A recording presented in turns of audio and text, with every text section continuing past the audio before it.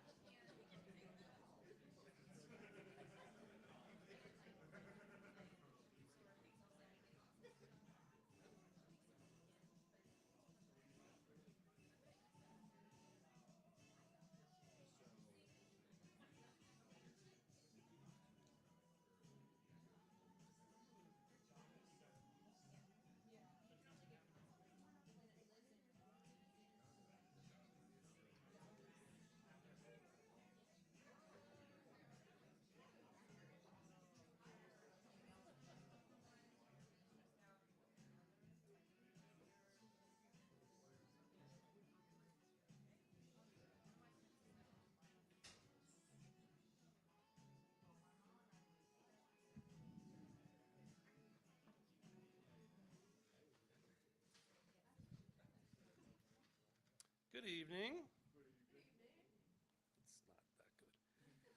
Good evening. Oh my goodness, look what you did. You did it. That was wonderful. My name is Cleve Pointer. I'm the manager of author and speaker engagement here at the Pratt. Thank you all for coming out. I really appreciate it. Thank you, Sean. Andy and Asita are going to talk for about 45 minutes, and then we'll have 15 minutes for your questions.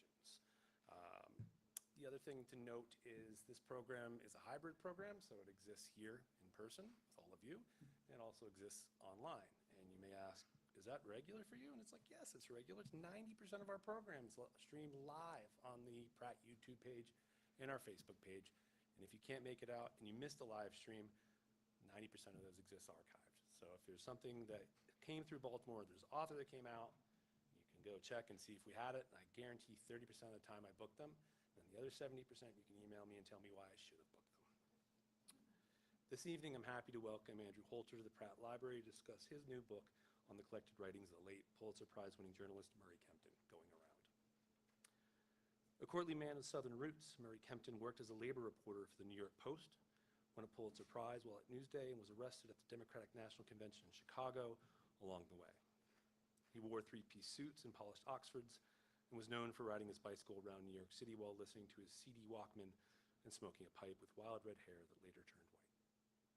He developed a taste for Baroque prose and became, in the words of Robert Silvers, his editor of the New York Review of Books, unmatched in his moral insight into the hypocrisies of politics and their consequences for the poor and powerless. This evening, Andrew Holter will be joined in conversation by editor and columnist Osita Wanavu. Andrew Holter is a writer and historical researcher in Chicago, originally from Maryland. His writing about photography, literature, music, history, food, and other subjects has appeared in publications including Rolling Stone, the Times Literary Supplement, The Baffler, the LA Review of Books, Lapham's Quarterly, Eater, the Brooklyn Rail, the Paris Review Daily, the Quietus, and the Baltimore Beat. As an independent researcher, historical consultant, and editor, he has contributed to radio programs, articles, academic monographs, and photographic exhibitions, including Unscripted Moments, the life and photography of Joseph Cole at the Maryland Center for History and Culture. With the filmmaker Theo Anthony, he worked on the award-winning PBS syndicated documentary Rat Film, which the New Yorker called one of 62 films that shaped the art of documentary filmmaking, and Paste magazine called one of the 30 best documentaries of the 2010s. Osita Wanavu is a contributing editor of the New Republic and a columnist at The Guardian. He's a former staff writer at the New Republic, the New Yorker, and Slate, and his work has appeared in the New York Times, the New York Review of Books, The Nation, Harper's Magazine, the Columbia Journalism Review, and Gawker. His first book, The Right of the People, Democracy and the Case for a New American Founding, will be published by Random House in August. It's my great pleasure to welcome Andrew Holter and Asita Winavu to the Pratt Library.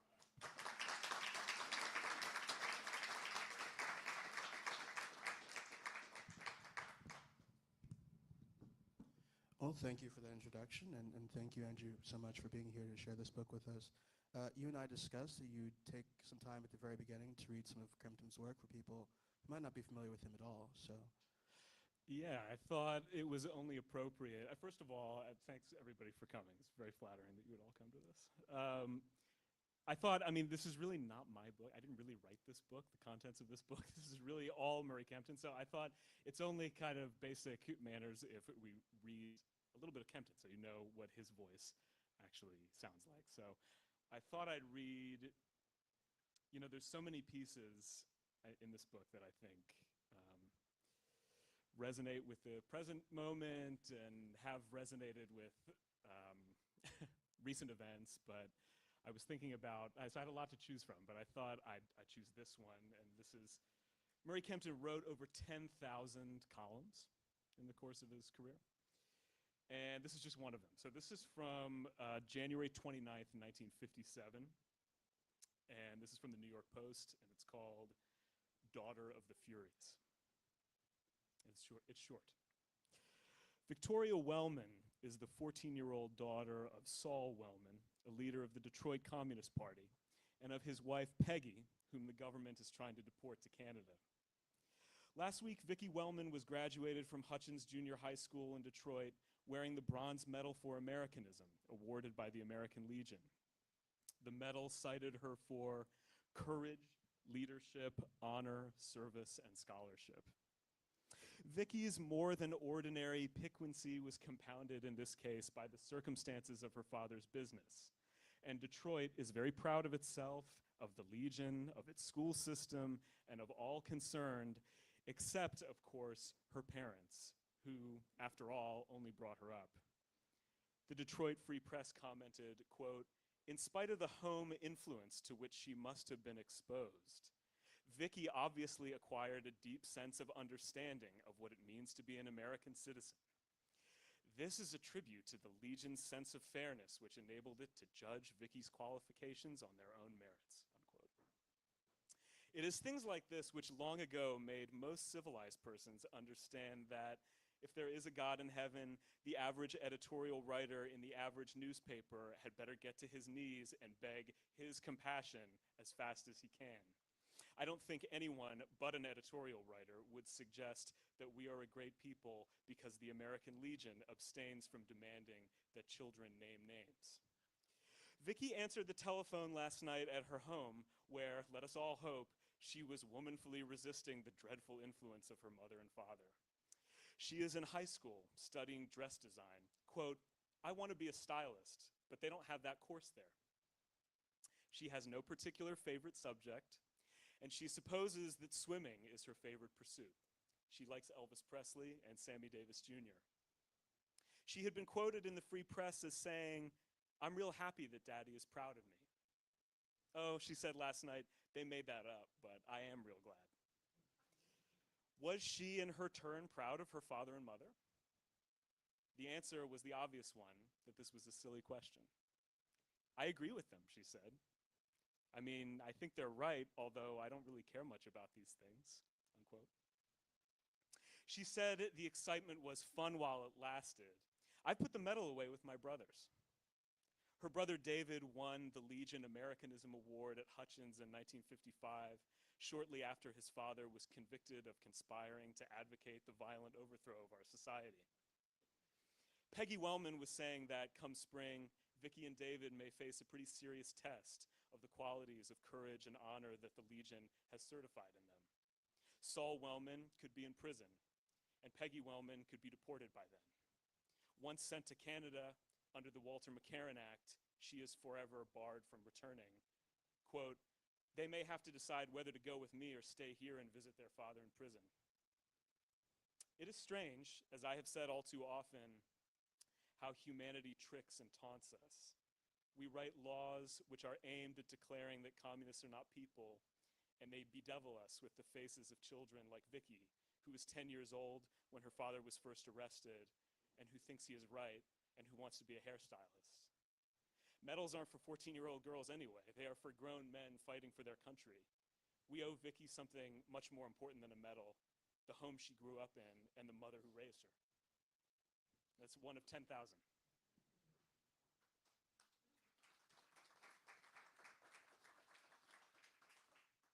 So when you and I talked about which piece you would read, we landed on this one, not just because it has such obvious resonance to this particular political moment, but also because, at least in my opinion, it captures something that really characterized most of Kempton's work, which is that he's always interested in the human being at the heart of his story. No matter what kind of label you might foist upon somebody, no matter what kind of political or social or cultural context it might sit within, he's always interested in felt emotions and human drama and the actual stuff of life as lived by actual, in-the-flesh human beings. Was that something that drew you to his work and that impressed you about him? Yeah, it was. I came across a line from the critic Irving Howe, who was the editor of the magazine Dissent for many years. The magazine is still by. He was writing about Victor Serge. He's a great, one of my favorite writers, really interesting character of the early 20th century, involved in the Russian Revolution, the novelist, playwright, died in exile in Mexico in the late 40s. And Irving Howe is writing about Victor Serge, and he says, Serge, who was, as you might imagine, like a pretty intense Marxist and revolutionary, Irving Howe wrote, Serge was interested in quirks and textures of experience. He was interested in, he didn't want to reduce people to historical forces. And I think that that is true of Kempton. And I think that the appealing thing about Kempton isn't just that he did that, because you could have a lot of writing like that where you're interested in quirks and textures and nuances of experience. It's called, human interest reporting and kind of man on the street reportage and that kind of journalism. But I think what makes Kempton a little bit different and what puts him a little closer into a class with someone like Serge, even though Kempton was not involved in the Russian Revolution, is that there is always also a critique with Kempton. There's always like a critical underlying attention to questions of political economy and what's the kind of root injustice of this situation. It's not just let me kind of write about these quirky people. I mean, there are a lot of quirky people in this book, but it's always in some way connected to a question about injustice, about inequality.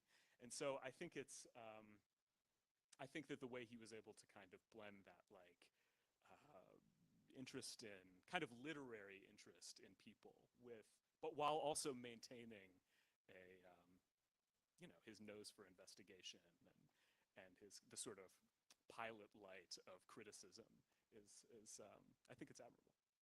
So you've developed that kind of understanding of who he was as a writer, having read thousands of columns in the process of compiling this book.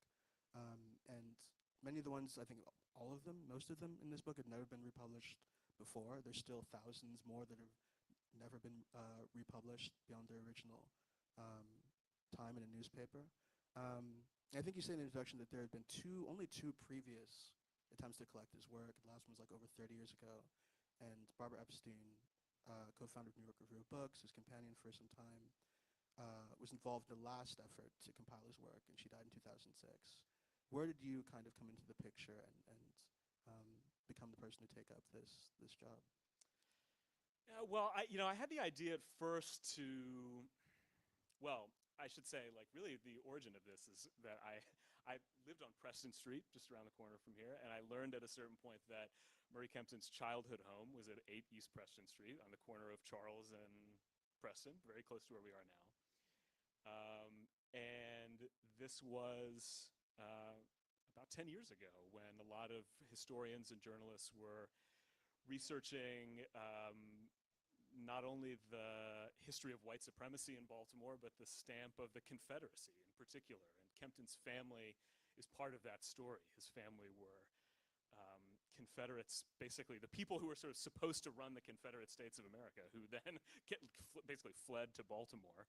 And they're the sort of people who brought you those statues that were taken down, of Lee and Jackson and Roger Brooke Tawney. So I was interested in that history, and I thought about, very presumptuous to think this, but I thought maybe I would write a biography, maybe. But where I landed is that I thought, like, I would much sooner ask somebody to read a book's length of work by Murray Kempton than a book's length of writing by me about Murray Kempton. I thought I would much sooner ask someone to do that. So I started putting things together, and it was a really big, I mean, it's a huge amount of work. The earliest piece in this book is from 1936, and the latest piece is from 1997, I think. So it's many, many decades.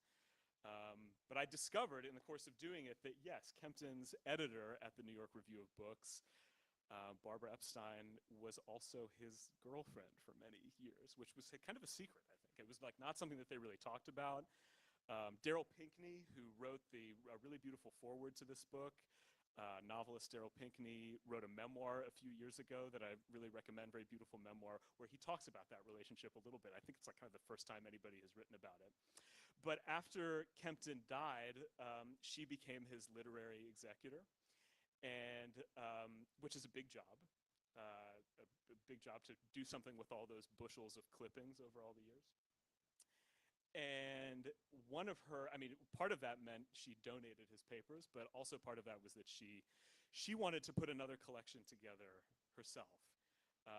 But that never came together before she died, sadly. And she was kind of discouraged by at least one publisher. It'd be a hard book to sell, kind of thing. I sort of knew exactly what, I mean, finding her papers eventually, I read that correspondence, and it was very moving, actually, because it's like, you know, it was like a romantic relationship that was also this editorial relationship. And her daughter, Helen, who was very important to this book, and I'm going to see later this week, Helen was telling me that, you know, yeah, it was that project of hers was really a way for her to kind of spend time with Murray Kempton again after he had died. Very poignant.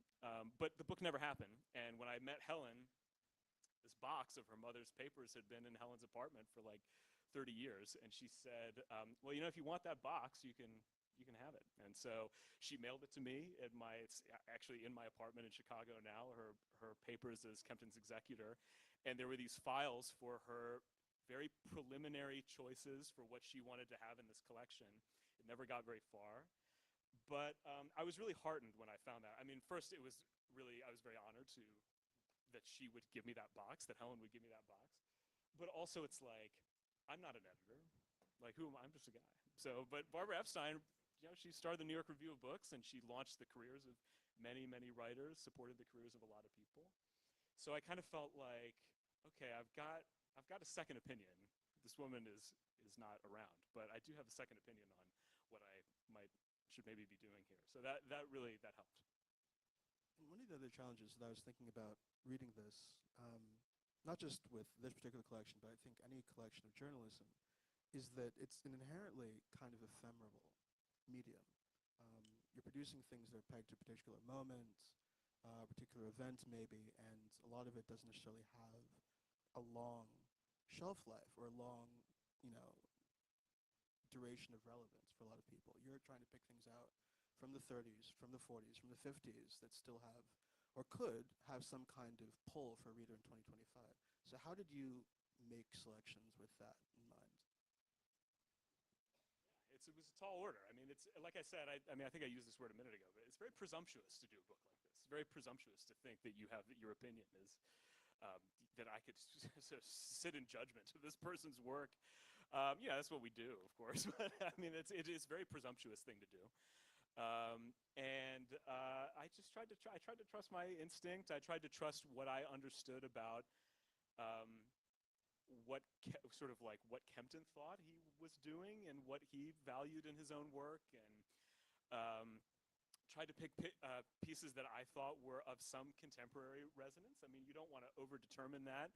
What I think is of contemporary resonance now is... There is a Trump piece in there. There is a Trump piece in Of there, yeah. obligatory, obviously. Obligatory, certainly, but Yeah. definitely obligatory. But you know, he wrote many pieces about Trump. Actually, I mean, that was part of being a journalist in New York, is that he wrote about Trump very early on and in a very serious way. Actually, I'm sure many of you remember that Trump was this sort of like tabloid, sort of court jester figure in New York City for a long time, but.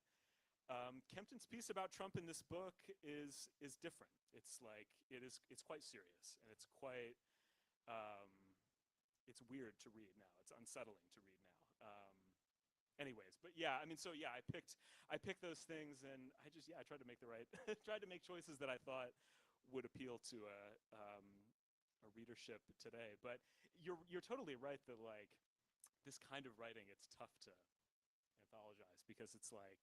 It's not meant to be, you know, Lucy Sant, who's one of my favorite writers, in a blurb for this book, writes, Murray Kempton wrote stately, measured prose in the tradition of Gibbon and Macaulay, and within hours of publication, it was used to wrap fish. It's true. That's what newspaper writing is. I mean, I know there's people in this room who've written Now for it's not even newspaper. that useful. You can't use it to wrap anything. I know, yeah, these days. Yeah, totally. So there was that kind of like a transience to this kind of writing, but he embraced that. He really embraced that, and I think it kind of kept him honest, and I think he felt like, I mean, it's where the title of the book comes from, Going Around. That was how he described his method, that he would leave the house, go out. He never learned to drive, so he would take the subway or his bike. You can see it in that picture on the cover of the book. And, you know, that was a sort of like sign of respect to his readers, that you have to go out. You can't just kind of rest on your laurels. You have to go out and see the story for yourself. But anyways, I do think that the medium, like as you say, it's a weird medium. It's not the same as editing a collection of stories or short stories or fiction or something. So more on who he was. I mean, we might as well kind of do quasi-chronologically here. The book does go chronologically. You track him from the very first piece he writes, or the very first, maybe it's the first one you found, but it's Pretty like, much. yeah, like it's not even 20 years old. Maybe he's 19 in that first piece. Yeah, he's not 20 years old. Yeah, and that goes all the way to 1997, as you say. But he is born in Philadelphia. I read the New York Times' obit that they published when he died. It says he was born in Baltimore. He was not, I guess. He was born in Philadelphia. But he spent a lot of his early life here, went to Hopkins, and was obviously deeply influenced by, I think, Baltimore's famous journalist, H.L. Mencken. If you've read Mencken, I think you can see parts of him in Kempton's work for sure. But how did Baltimore specifically impact him, especially in those early years? Like, what did the city give him as a writer? Yeah, it's a good question. It's something I've thought about a lot, of course, because I lived here, and well, you mentioned Mencken. Yeah, I mean, Kempton kind of had the weird luck of growing up in Baltimore when Mencken was kind of at the height of his powers and was sort of like the most famous, probably, columnist in America, and most kind of exciting and controversial. And you know, it's Baltimore. It wasn't New York City or Los Angeles or Chicago. And as you say, Osita, yeah, you can definitely see Mencken's influence in Kempton's writing. Sense of humor. Some of you will remember that Mencken's whole thing was that he never went to college. He never went to journalism school. He had been a reporter. He lived in Southwest Baltimore like his whole life, literally. You know, he basically like lived and died in that same house or whatever. It's the museum now. But he was the reporter who became a critic and like, you know, brought all this European modernism and Theodore Dreiser and Zora Neale Hurston, published Zora Neale Hurston, people like that. And so Mencken was a huge influence, of course. And also, like, you know, writing about the Scopes trial, of course. Mencken's writing about the Scopes trial, talking about Calvin Coolidge and what an idiot Calvin Coolidge was. Like, all of that kind of, like, stuff that would influence Kempton. But Mencken was also, I think, in my kind of amateur psychoanalysis, was the thing that Mencken was the guy that Kempton had to be careful to not become, also, I think, to an extent. Because Mencken, if you know much about Mencken's career, you'll know that the older he got, the more he kind of lost the plot. You know, by the time of World War II, Mencken is writing that, FDR is a bigger threat to the United States than Hitler. Like, the problem is FDR. The problem are these Yankees, you know, his sort of Germanophilia that Mencken would just sort of indulge to no end. And Kempton knew that. You know, it was sort of like, this was a hazard of being a columnist. Is like you kind of get high on your own supply to an extent, and you become persuaded that you are so brilliant, and everybody reads you under your own name and little picture, and you become. Kempton called it packaged goods, which is something that the columnist, another sort of columnist of the 30s, Westbrook Pegler, came up with that name not much remembered today, but Pegler said columnists become packaged goods, like you get used to your own style, and you sort of put out the product, and the people come to associate with your name and your little picture in the newspaper, and your kind of intelligence and curiosity kind of dry up.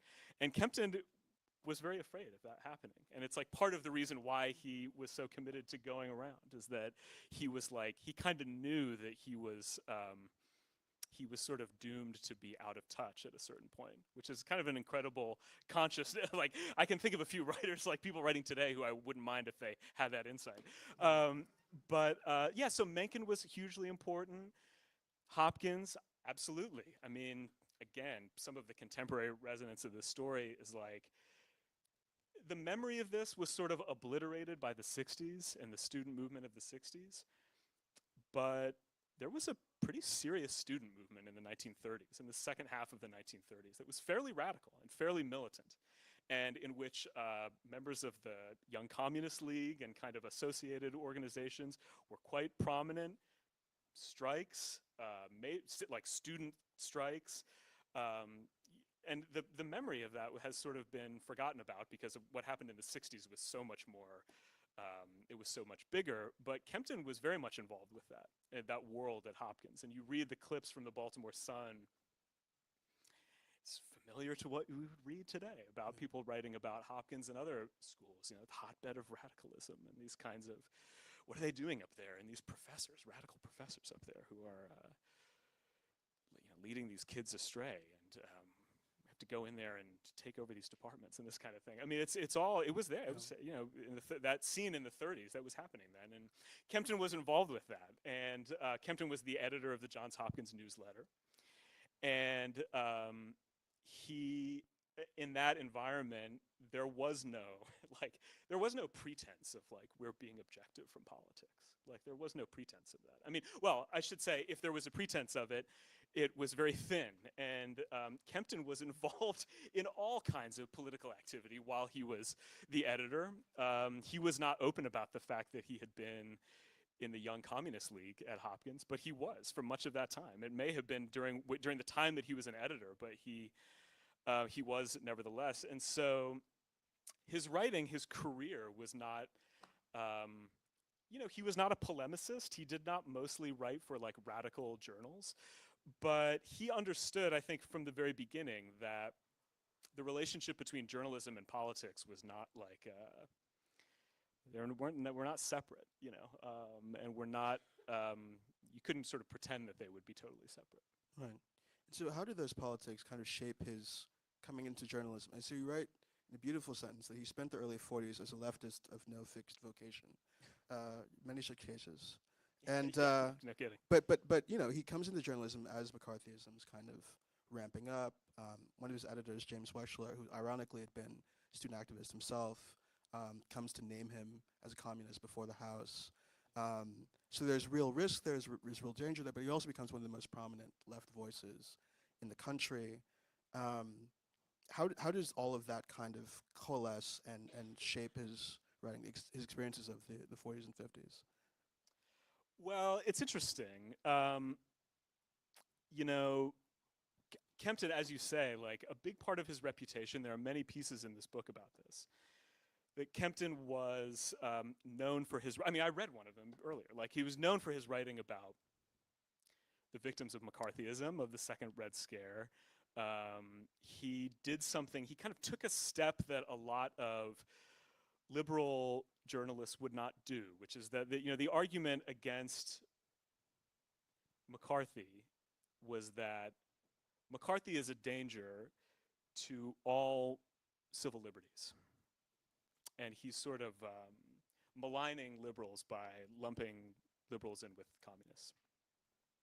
And we have to stop McCarthy because frankly, he's giving liberals a bad name. But Kempton took a different tack at a certain point, and he really said, and he was pretty kind of alone in this among people writing in the mainstream liberal press, essentially, to basically say, actually, we need to look at the stories of American communists themselves. Like, we need to go talk to these people and actually report their stories and see that there is real dignity and nobility in these people's lives and like what they've done, and that actually there's a specific injustice here, and it's not just a kind of general offense to civil liberties, but there's a specific injustice to this specific group of people, and we should really be paying attention to those people. I wonder if this sounds familiar to anybody.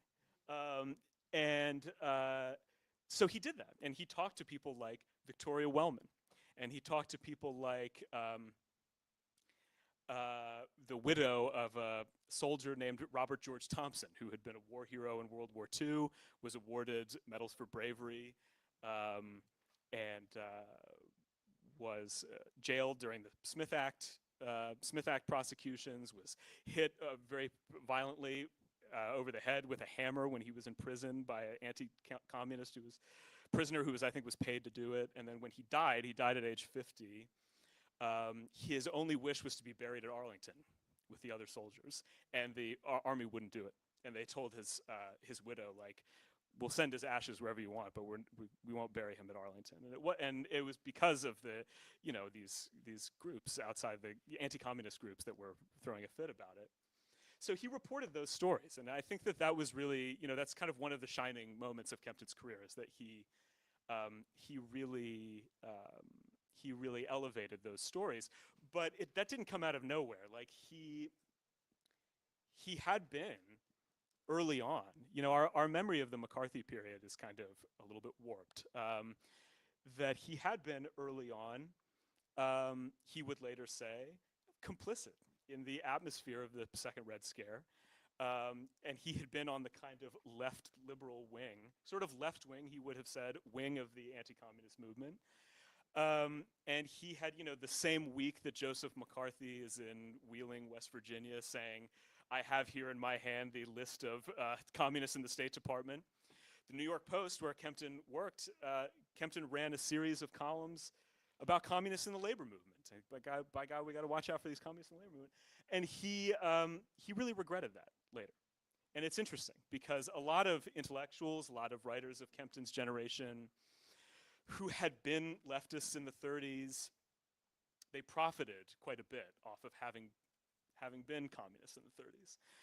You could make a lot of money in the 50s. In the McCarthy period, if you said, I'm an expert in the conspiracy. I knew all these people. I knew. Still can. Still can, yeah. I knew Alger Hiss in Baltimore. Alger Hiss went to Communist Party meetings in Baltimore. You could really profit from that. And Kempton, his kind of like whatever road to Damascus moment, it was not so much his distance from having been a communist, which was like not a huge deal to him, but it was really his sense of alienation from anti-communism. Actually, it wasn't that he became kind of a neoconservative, as many of that generation did, people who had been involved in Trotskyist movement and things like that. No, it was really actually his own sense of regret and shame for the few years that it had taken him so long to come around to some clarity on that. And it wasn't, it didn't save him from being, pilloried by the John Birch Society and being, maligned as this fellow traveler and this sort of thing. And, it was also, there were a number of American communists who were frustrated with him to his death. Vivian Gornick, who I have to say, I hope this does not sound like rank self-promotion, but there's a great writer, one of my favorite writers, Vivian Gornick, who wrote a review of this book in The Nation this past week. I think it's in the current issue. Vivian wrote a great book called The Romance of American Communism about her parents. She was a red diaper baby in New York City. She's about 90 now. And she wrote a review of this book and remembered Murray Kempton very warmly. And she said her mother once told her, Murray Kempton was the only Cold War liberal who apologized to us. And he did very early. And in that sense, it was something that he always really kind of, there's a sort of humility that came from that. And he was kind of rare in that regard. I think of that generation, he was sort of rare for that. And one of the other things that makes him interesting, though, politically, is that despite his connections with the left, he also develops important relationships and even friendships with people on the right. Maybe most famously William F. Buckley, founder of National Review. Many would say the founder of the conservative movement in this country, the modern conservative movement in this country. And one of the pieces of Kempton's that I had read several times before, encountering this collection was this review that he does of like the first several issues of National Review, not long after it's founded, where he indicts them for a lot of different things, but most importantly, I think for him, this thing that we've already talked about, which is their inability to sort of see the human being behind whatever ideological label Buckley and his team was forcing on people. And there's a passage here I wanted to read, because I think it gets at not just the nature of his criticism there, but so much of what animated his work. I have no right to enforce upon National Review my own peculiar notions of what is the stuff of journalism, but it is saddest of all to read 500 odd pages of commentary on American life and find that so little happened with any juice and blood in it. It can't have been that dull as 6 months. Adlai Stevenson fought and hardly appears to have decisively won a terrible battle to preserve his own high concept of public purpose against the reality of American political habit. Author and Lucy was stoned from the campus of the University of Alabama. Each was a person caught in an extraordinary situation. By itself, ideology does not debar a journal from having something of interest to say about their confrontation and their test. But persons possessed by ideology are simply uninterested in that sort of thing. To them, there are only ideas and no conflicts of the heart. So Buckley left the handling of Stevenson's to his hacks. About Author and Lucy, he could find nothing more revealing than the report that a lawyer had sent a message of greetings to the convention of the National Lawyers Guild, which is about to be placed on the Attorney General's list of communist fronts. So one of the things he criticizes the right for is their inability to sort of see people as people beyond ideology.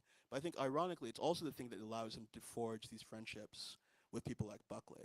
Like he sees them as this kind of ideological, in some ways a hack, partisan stooge, whatever, but is also fascinated by him just as a human being. Yeah, it is weird. It's weird, and I'm not sure that I totally understand it, frankly.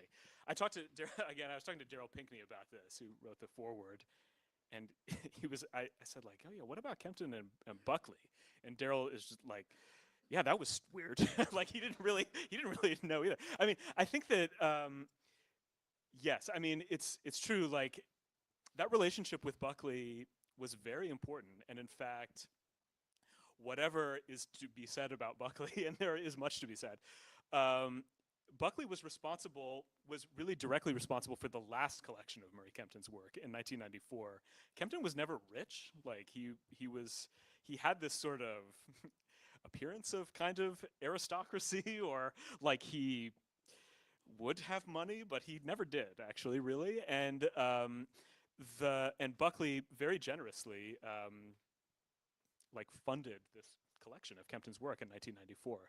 But no, I mean, I think it's not so weird that they were friends. Kempton once said about Buckley, he was like, I don't really think Buckley is a very serious man, so that's sort of a compliment. I mean, that's what he said. He said, I think that's sort of a compliment. But it's not so strange. I mean, I said a moment ago, like, Kempton felt a certain sense of alienation from the liberal press, even though he was really coming at it from the left. And so in a bizarre way, he and Buckley had a lot to talk about, because they could both could be both quite critical of the kind of mainstream liberal institutions, I suppose.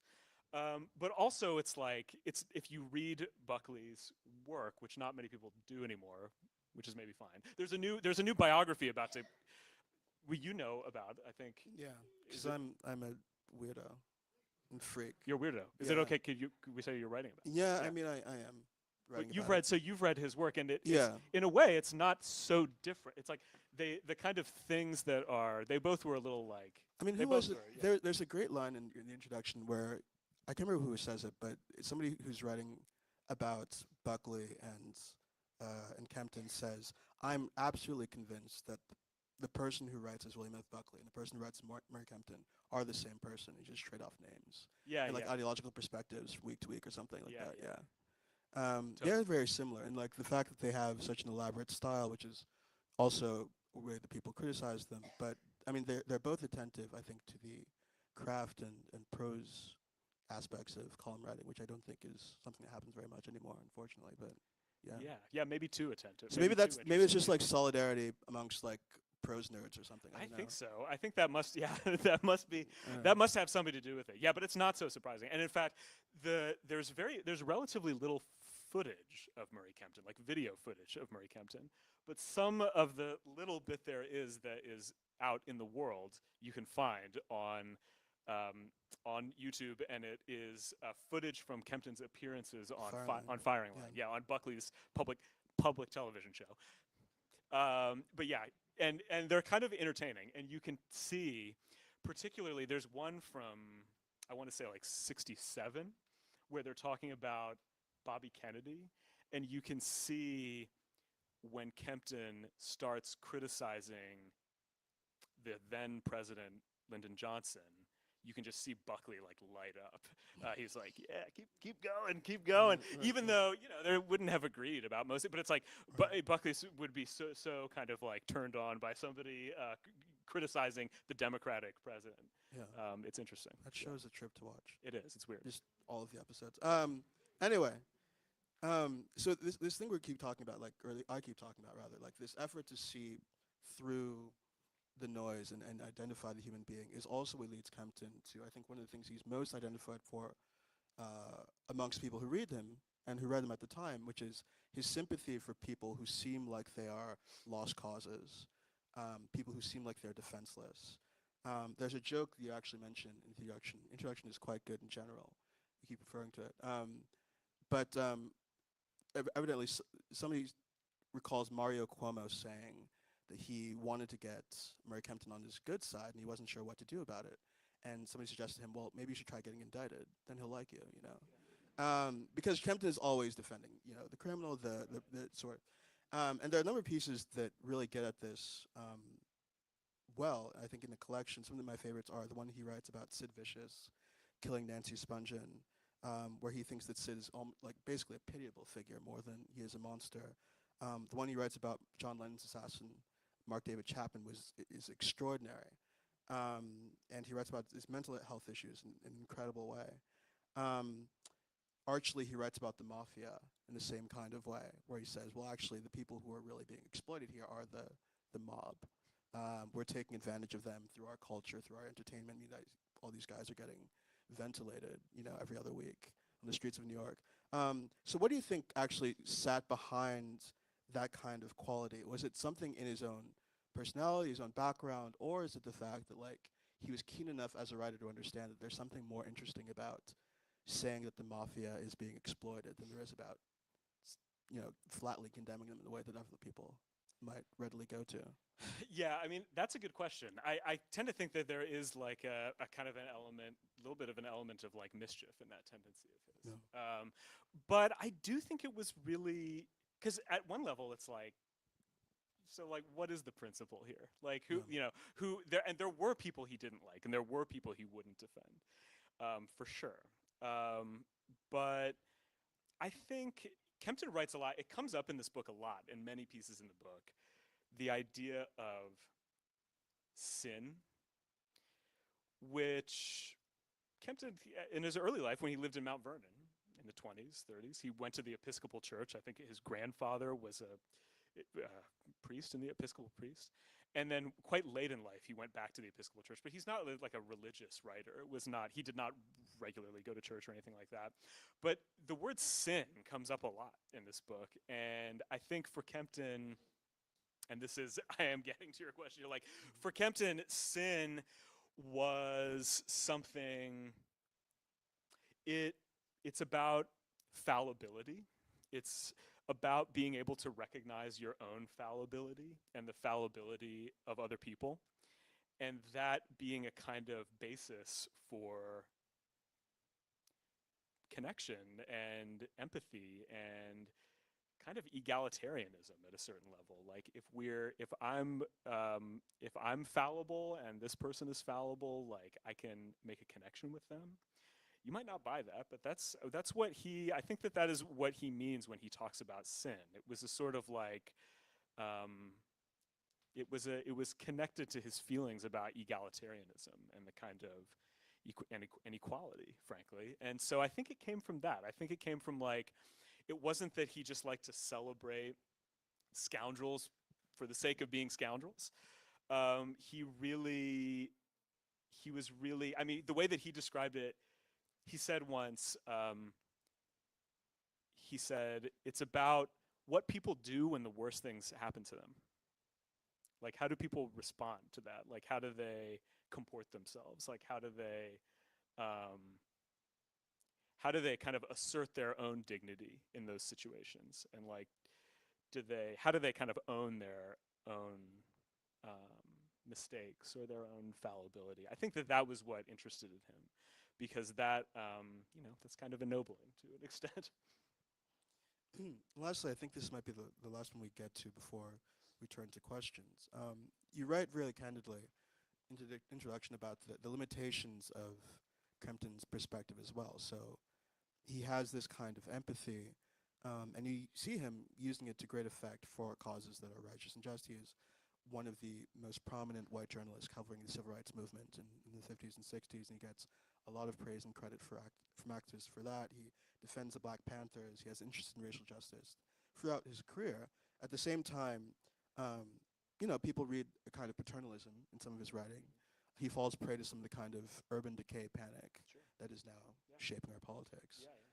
Similarly, as far as the feminism and the women's movement are concerned, he's very interested in the specific, mother in distress or particular women. Is never interested in the women's movement as a whole, basically. Or is not really taken with that as a struggle. To the point where his own daughter, I think, writes an essay, as you mentioned, about this limitation of his.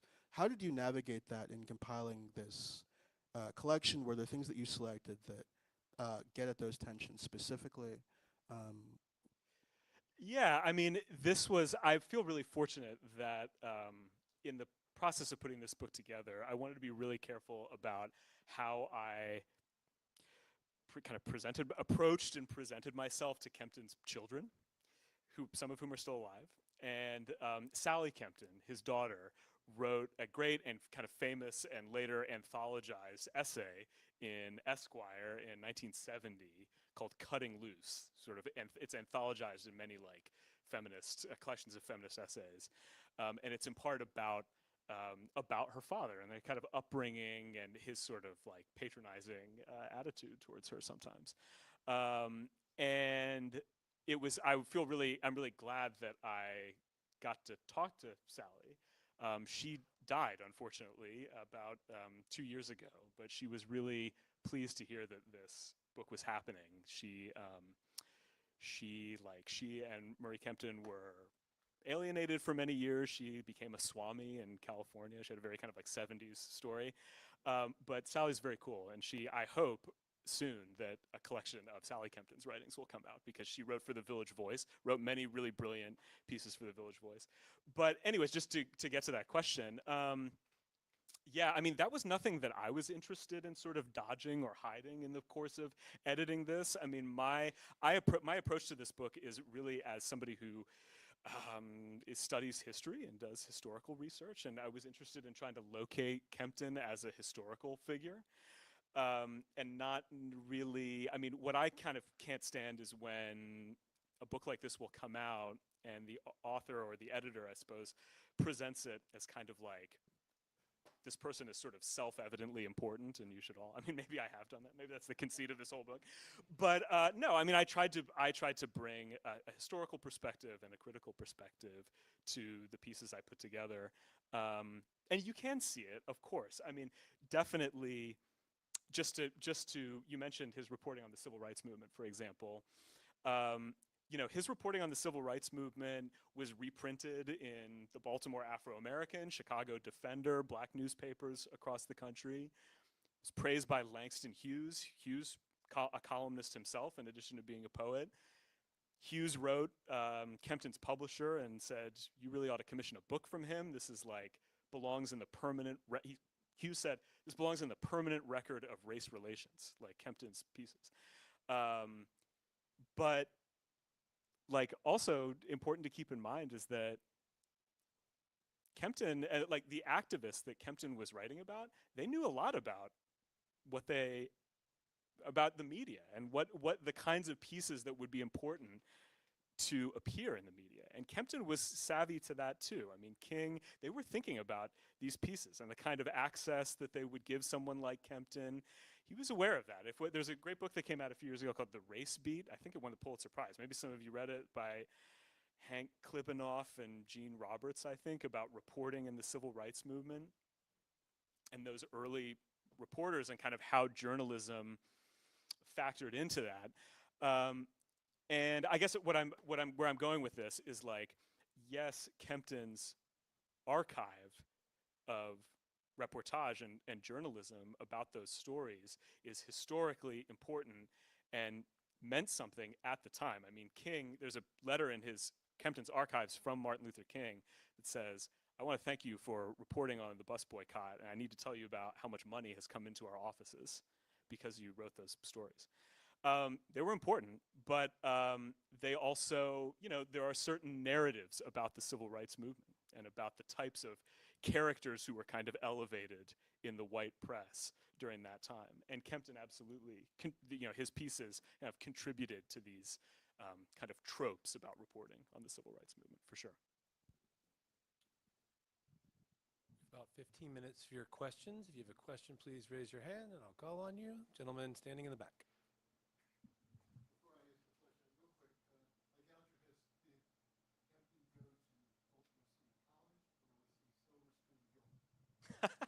The important questions.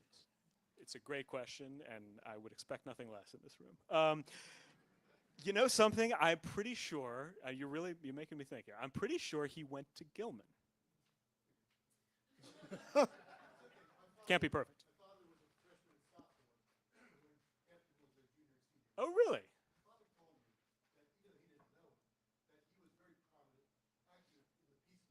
Yes. Yes.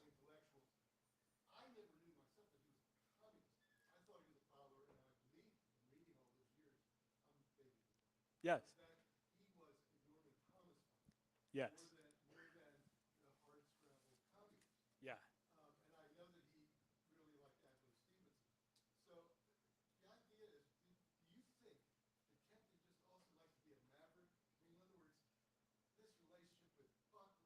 Yeah. Yeah, yeah.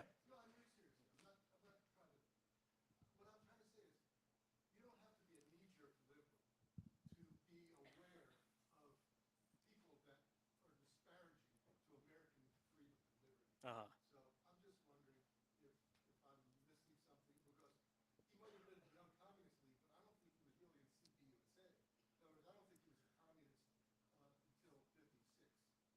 Right, yeah.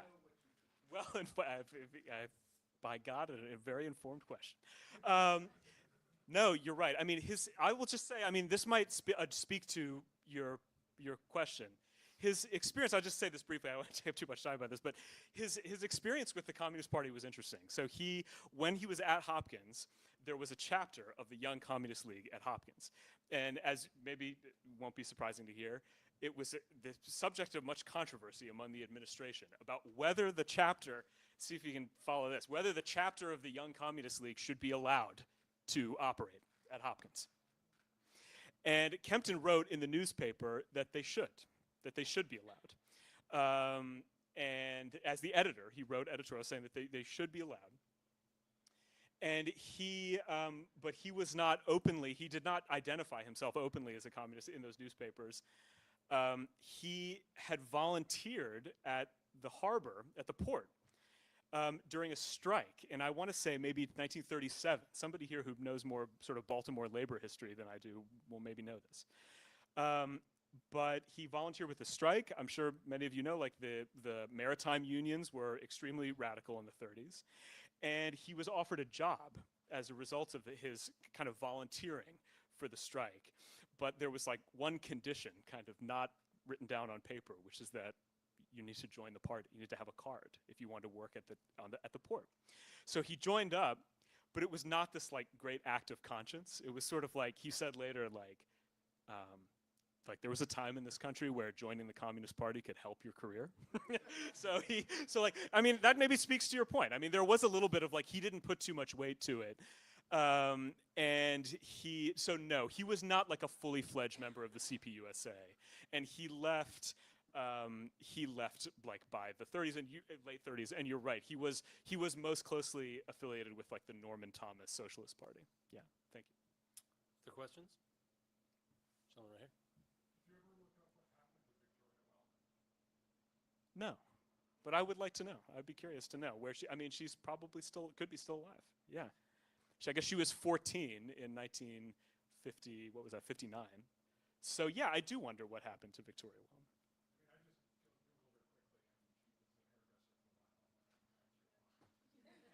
Well, that's perfect. So her dream came true. It's the American dream right there. Hopefully a communist hairdresser. Yeah. Yeah. Other questions? I'm going to ask you one from the online audience. Is there a quintessential Kempton column in this book? Is there something that you would say is his quintessential work, like it just hits all the marks? Well, it is tricky because, yeah, there's so many different periods of his work. I would say the ones that I think really, I don't know, the ones that I find kind of the most affecting, there's one called The Saddest Story from 1962, which is about the funeral of a woman named Geraldine Lightfoot, who was married to the leader of the Communist Party in Chicago. It's about her funeral. And I guess I don't want to like spoil it for you, but I think that piece is very powerful. I also think, you know, a lot of Kempton's, we haven't really talked much about New York, but like, you know, he's a New York writer, and there's a lot of his record of New York City, like almost like week by week record of life in New York City in the 70s and 80s and 90s is pretty amazing. Like you can really, at a very granular level, like follow what was going on in New York in those decades. And there's one called Unsentimental Education that is, I think, really good. It's about a boy who was, his principal forced him to join a police lineup. Like pulled him out of class, and this kind of relationship that principals, I guess, in the Bronx or wherever this was, had with the NYPD. But I could just say we need like 6 boys for this lineup right now, and it's basically about the kind of like trauma that this kid experienced through that. It's very powerful. So there's those columns, and I guess I would also say there are longer pieces in here too. Like he wrote longer essays for the New York Review of Books. I think that his I mean, we mentioned Mencken. I think his piece about Mencken is really good. That's one of those examples that you get sometimes with a writer that's like kind of perfect match of writer and subject. Like this is the best person to be writing about this.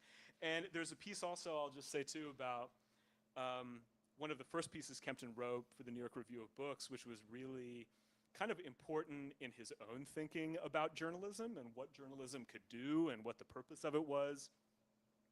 And it's about Karl Marx's journalism. I don't know, some of you may know this, that Marx was I believe he was like the London correspondent for the New York Tribune. So he wrote about events in Britain and the British Empire and in Europe. This is the 1850s and 60s. You know, he doesn't have a day job. He doesn't have a day job. Karl Marx doesn't have a day job. So he's writing these dispatches for the New York Tribune. And he's basically writing them like from the British Library using other newspapers, like using secondary sources. So he's basically doing the exact opposite of going around. But Kempton was like totally fascinated by this. And he was like it really kind of like unlocked something for him in thinking about like, it's amazing how, you know, insightful and kind of humane and accurate Marx's analyses of current events, his read of like what is happening in with the Opium Wars and what's happening with the American Civil War, what's going to happen after the end of the Civil War. Like Marx's writings about this, he was totally sort of dazzled by that. So I would say that piece too is really good. About 5 more minutes for questions. If there's not another question here in the room, I can go back to the online audience, but we have one in the back.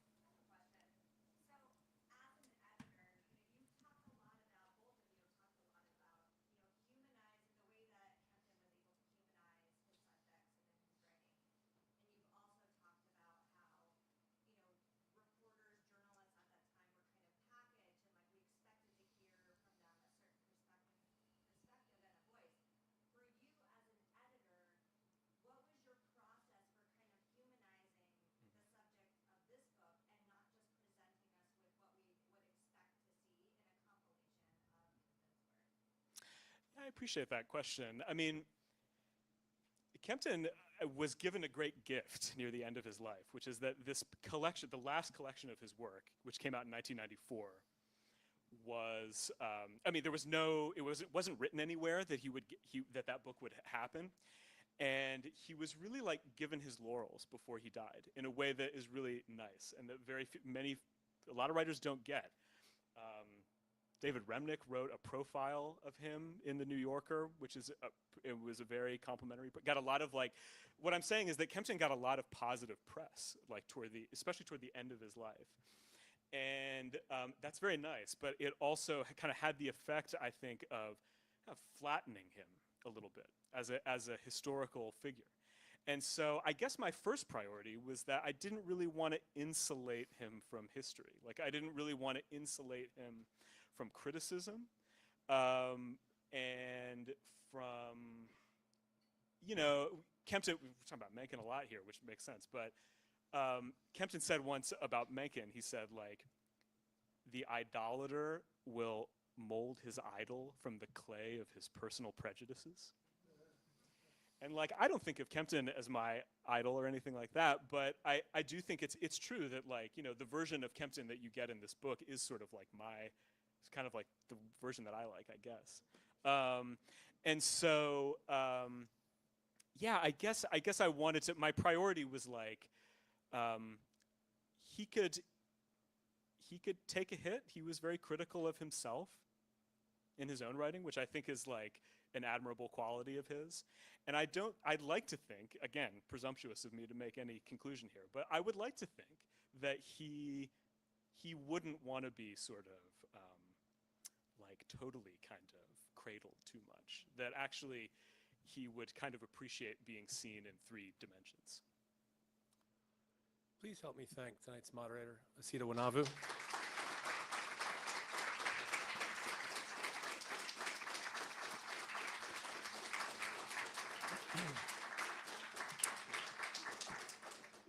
And this evening's author, Andrew Holter.